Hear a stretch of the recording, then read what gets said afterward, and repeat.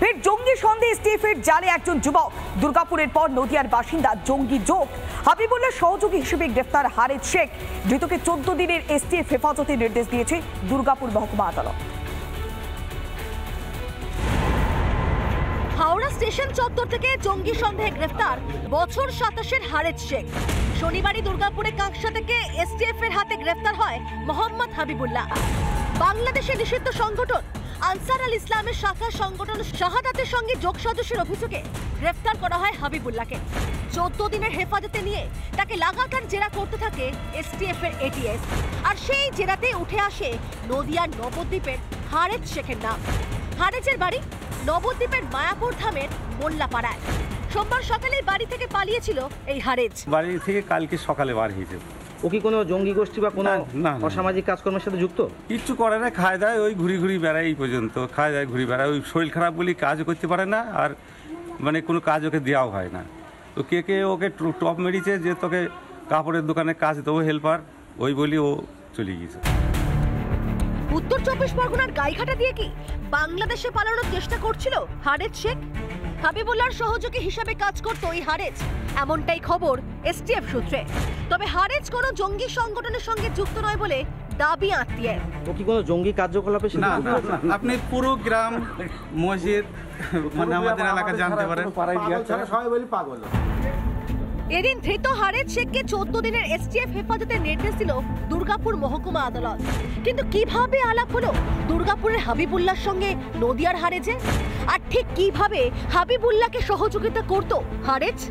তদন্ত শুরু করেছে এসটিএফ। রবিন মজুমদার ও পলাশকান্তি মণ্ডলের রিপোর্ট, রিপাবলিক বাংলা।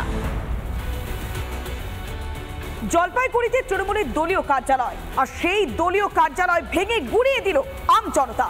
তৃণমূল কার্যালয়ে দিনের পর দিন মদের আসর বসত, এমনটাই অভিযোগ করছেন বাসিন্দারা। এমনকি দিনের পর দিন এই মদের আসর থেকে বেছকে প্রাণ গিয়েছে তরুণ প্রজন্মের। তারই প্রতিবাদে তৃণমূলের দলীয় কার্যালয় ভেঙে গুড়িয়ে এক কথায় প্রতিবাদ জানালো স্থানীয়রা।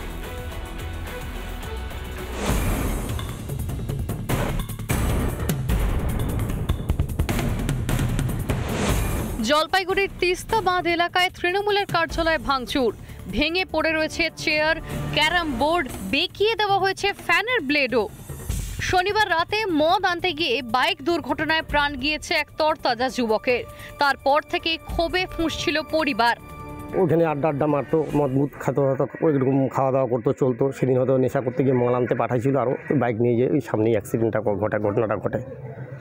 উপস্থিত আমরা তো সবাই দৌড়াদৌড়ি করি, ওকে হাসপাতালে নিয়ে যাই। ডাক্তার তো এফআইআর করে দিল শিলিগুড়ির থেকে এফআইআর করে দিল বাইরে।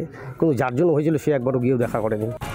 তৃণমূল নেতা মিঠুন সেনের জন্যই মদ আনতে গিয়েছিল বলে অভিযোগ পরিবারের। অভিযোগ, জলপাইগুড়ির 3 নম্বর ওয়ার্ডের তিস্তা বাঁধের কাছে তৃণমূলের কার্যালয়ে চলত মদের আসর। মহাদেবের মৃত্যুর জন্য এই মদের আসরকেই দায়ী করেছে পরিবার। প্রতিবাদে সোমবার গভীর রাতে তৃণমূল কার্যালয়ে ব্যাপক ভাঙচুর চালান এলাকার বাসিন্দারা। মাঝে মাঝে এখন আসতো, বসতো, হয়তো কোনো সময় একটু খাইতো, খাই চলে যেত না। ও নিয়ে আসতো, নিয়ে আসতো, কোনো সময় খাইতো, সেটাই তারপরে যাই। ওর বিরুদ্ধেই ক্ষোভটা। মদের আসরের প্রসঙ্গ এড়িয়ে যাওয়ার চেষ্টা স্থানীয় তৃণমূল কাউন্সিলরের। বাঁধের যে এরিয়াটা আছে সেখানে আপনার খড়িয়া অঞ্চলের মানুষরাও আসেন, আপনার আবার বালাপাড়ার এলাকার মানুষরা আসেন, বিভিন্ন এলাকার মানুষ আসেন। সেখানে বিভিন্ন রকম আপনার যে অসুবিধাগুলো সমস্যা হয়, সেক্ষেত্রে আমরা পুলিশ প্রশাসনকে জানাই। পুলিশ প্রশাসন সেখানে রেইড করে এবং সেখানে কিন্তু স্টেপও নেয়। এরকম না যে স্টেপ নেয় না, স্টেপ নেয়, কিন্তু হয়তো সেখানে আরও আমাদের পুলিশ প্রশাসনকে সতর্ক দৃষ্টি রাখতে হবে। শাসক দলের কার্যালয়ে মদের আসর বসানোর ঘটনায় তৃণমূলকে কটাক্ষ করে বিজেপি। সরকারকে বুড়ো আঙুল দেখে বাঁধের কনস্ট্রাকশন করা একটা পার্টি অফিস তৈরি করেছেন এবং এলাকার মানুষের দাবি সেই পার্টি অফিস তৈরি করার জন্য তোলাবাজি করেছেন। সেই পার্টি অফিসে তৃণমূলের ঝান্ডা দেওয়া অবস্থায় সেখানে উন্নত মানের যে নেশা সামগ্রী, সেই নেশা সামগ্রী দিয়ে যুব সমাজকে নেশার কবলে ফেলে দেওয়া হয়েছে। মানুষ জাগছে, আগামী দিনে এই তৃণমূল নেতাদের মানুষের যোগ্য জবাব দেবে। নিজেদেরকে তৃণমূলের সদস্য বলে দাবি ক্ষুব্ধ এলাকাবাসীর, অর্থাৎ ফের প্রকাশ্যে এলো তৃণমূলের গোষ্ঠীকন্দল। রিপাবলিক বাংলা। দুর্নীতি, এবার বিজেপি পরিচালিত পঞ্চায়েতের বিরুদ্ধে দুর্নীতির অভিযোগে সরব রাজ্যের শাসক দল।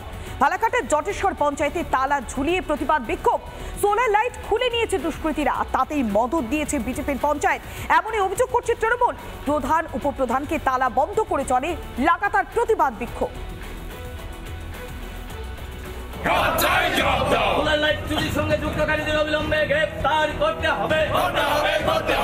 বিরোধী পঞ্চায়েতে শাসকের তালা, দুর্নীতির অভিযোগে সরব তৃণমূল। বিজেপির পঞ্চায়েতে তালা, স্লোগান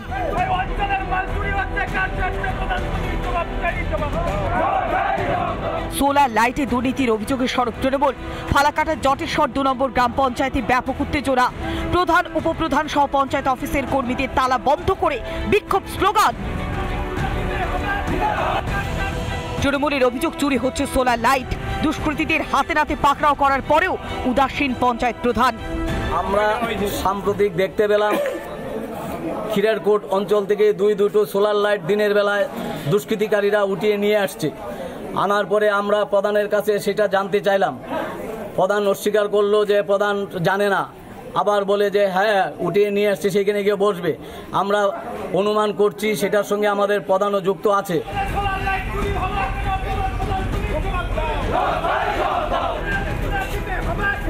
পঞ্চায়েত অফিস চত্বরে ব্যাপক উত্তেজনা। ঘটনাস্থলে যায় জটেশ্বর ফাঁড়ির পুলিশ। সবটাই লোক দেখানো। পঞ্চায়েতের তালা ঝুলিয়ে সোলার লাইট নিয়ে অযথাই রাজনীতি করছে তৃণমূল, পাল্টা অভিযোগ বিজেপি। ওটা আমাদের ভুল অভিযোগ। সোলার লাইট নষ্ট হয়ে গেছে, ওই সোলার লাইট ঠিক করার জন্য আমরা সোলার লাইটটাকে উঠানো হয়েছে। ওই লাইট আজকে রীতিমতো বসাইতেও যায়, ওটাকে ওরা বিরোধী দলের থেকে আসছে, তো হচ্ছে ওরা বিরোধিতা করবে, তাই ওদের বক্তব্য ওইটাই। কারণ হচ্ছে কি আমরা সোলার লাইট সঠিক ঠিক নষ্ট সোলার লাইট উঠায় ঠিক সোলার লাইট আজকে বসাইতে যাই, ওটাকে একটা ইস্যু করে ওরা আসছে ওদের মতো করে কাজ করার জন্য। পঞ্চায়েতে তালা মেরে দীর্ঘক্ষণ চলে প্রতিবাদ বিক্ষোভ। তৃণমূল বিজেপি তরজায় সরগরম। ফালাকাটার জটেশ্বর 2 নম্বর গ্রাম পঞ্চায়েত, লাটে উঠেছে নাগরিক পরিষেবা। আলিপুরদুয়ার থেকে সুদীপ চ্যাটার্জি, রিপাবলিক বাংলা। রাতের অন্ধকারে চলছে মাটি লুট। সরকারি জমির মাটি কেটে সাফ করছে মুর্শিদাবাদের বেলডাঙ্গায়। মাটি কাটা নিয়ে সরব হয়েছে স্থানীয়রা, কিন্তু তারপরেও কোনো হেলদোল নেই বেলডাঙ্গা পৌরসভা। মুর্শিদাবাদের বেলডাঙ্গায় অবৈধভাবে চলছে মাটি কাটার কাজ, তাও আবার সরকারি জমি থেকে কেটে নিয়ে যাওয়া হচ্ছে মাটি, আর সেই মাটি দিয়ে রাতারাতি ভরাট করা হচ্ছে পুকুর। এমনটাই অভিযোগ উঠেছে বেলডাঙ্গার সুজাপুর কুমারপুর এলাকায়। কয়েক মাস আগেই সেরিকালচার দপ্তরের পক্ষ থেকে বেলডাঙ্গা পুরসভাকে 10 বিঘা জমি হস্তান্তর করা হয়। মূলত পানীয় জলের যে প্ল্যান্ট, সেই প্ল্যান্ট তৈরি করার জন্যই এই জমি কিন্তু হস্তান্তর করা হয়েছিল সেরিকালচার ডিপার্টমেন্টের পক্ষ থেকে। কিন্তু সেই জমিতে কোনো রকম পারমিশন ছাড়াই মাটি কেটে পুকুর ভরাট করার অভিযোগ উঠছে দুষ্কৃতীদের বিরুদ্ধে। আমাদের সেরিকালচার অফিসটা হলো কুমারপুর মৌজা, সেই জায়গাটা একটা পুকুর আছে, সেই পুকুরে মাটি অবৈধভাবে কাটা হচ্ছে। কারা কাটছে কে কাটছে সে বিষয়ে অত অবগত নেই, অবৈধভাবে প্রচুর মাটি কাটছে ট্রাক্টর। রাতের অন্ধকারে পুরসভার জমি থেকে মাটি কাটার অভিযোগ দুষ্কৃতীদের বিরুদ্ধে, অথচ এই বিষয়ে কিছুই জানেন না তৃণমূল পরিচালিত পুরসভার চেয়ারম্যান। উল্টে সাফাই গাইতে ব্যস্ত চেয়ারম্যান অনুরাধা হাজরা ব্যানার্জি। আমার জুরিডিকশনের আন্ডারে নয়, কিন্তু তাও এমএলএ সাহেবকে আমি ফোন করে ব্যাপারটা নিয়ে জানতে বলি এবং ওনার তৎপরতায় উনি পুলিশ প্রশাসন দিয়ে কাজ বন্ধ করিয়েছেনই আমি জানতে পেরেছি। এবার রইল কথা, সেখানে পৌর প্রশাসনের তত্ত্বাবধানে পৌরসভার এখানে এই দাবিটাই অত্যন্ত ভুলভাল দাবি। কারণ যে জায়গাটা পৌরসভার মধ্যে নয়, যে জায়গাটা পৌরসভার নয়, সেই জায়গার মাটি নিয়ে পৌর সিদ্ধান্ত দিতে পারে, এটাই তো দেওয়া উচিত না, আর এটা হয়ও না। মাটি কাটার সঙ্গে যুক্ত তৃণমূলের নেতারাই দাবি বিজেপি। একটা সরকারি জায়গার মাটি আমরা কি বিক্রি করতে পারি? দেখুন, আমি তো বললাম আপনার উচ্চতর নেতৃত্ব এখানকার যুক্ত আছে বলে আমার কাছেও খবর আছে, কিন্তু এটা প্রশাসন তারা তদন্ত করে দেখুন কোন উঁচু মাথা কারা যুক্ত আছে না আছে, এটা তদন্ত করুন। এরকম পারমিশন বোর্ডে অবৈধভাবে কেউ পারমিশন দিতে পারে না। সরকারি মাটি বিক্রি করার অধিকার আমাদেরও নেই। কেন দায় এড়িয়ে যেতে চাইছে বেলডাঙ্গা পুরসভা? তবে কি পুরসভার মদতেই মাটি কেটে সাফ হয়ে যাচ্ছে সরকারি জমি? গোটা ঘটনায় পুলিশ প্রশাসনের দৃষ্টান্তমূলক যে পুলিশ প্রশাসনের যে ভূমিকা সেটা নিয়ে কিন্তু প্রশ্ন তুলতে শুরু করেছেন বেলডাঙ্গার বাসিন্দারা। মুর্শিদাবাদের বেলডাঙ্গা থেকে ইন্দ্রাশিস বাগচি, রিপাবলিক বাংলা।